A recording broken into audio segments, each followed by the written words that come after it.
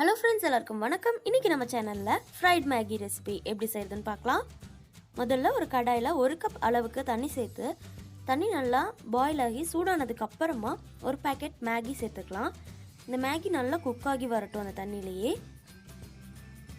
நல்லா குக் ஆனதுக்கப்புறமா இதில் கொஞ்சமாக தண்ணி, அதாவது சுடுதண்ணி இல்லாமல் பச்சை தண்ணி சேர்த்து கழுவி நல்லா வடித்து எடுத்துட்டோன்னா இந்த மாதிரி மேகி ஒன்றோட ஒன்று ஒட்டாமல் உதிரி உதிரியாக இருக்கும். இதுதான் ஃப்ரைட் மேகி செய்கிறதுக்கு கரெக்டான கன்சிஸ்டன்சி. ஸோ இப்போ ஒரு கடாயில் 2 டேபிள் ஸ்பூன் எண்ணெய் சேர்த்துட்டு எண்ணெய் சூடானதும் ஒரு பச்சை மிளகா சின்ன சின்னதாக சாப் பண்ணி வச்சுருக்கிறத சேர்த்துக்கலாம். இது கூட 1/4 கப் அளவுக்கு வெங்காயம், அதையும் சேர்த்துக்கலாம். வெங்காயம் வதங்கினதும் 2 முட்டை இது கூட சேர்த்துக்கலாம். முட்டை இந்த மாதிரி நல்லா பொடிச்சு விட்டுக்கோங்க.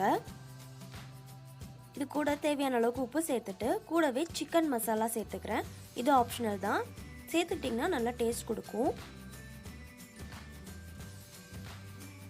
முட்டை பார்த்திங்கன்னா தனித்தனியாக ஆயிடுச்சு. இந்த ஸ்டேஜில் நம்ம எடுத்து வச்சுருக்கோம் இல்லையா குக் பண்ணி அந்த மேகி நூடுல்ஸ், இது கூட சேர்த்து நல்லா மிக்ஸ் பண்ணிடலாம்.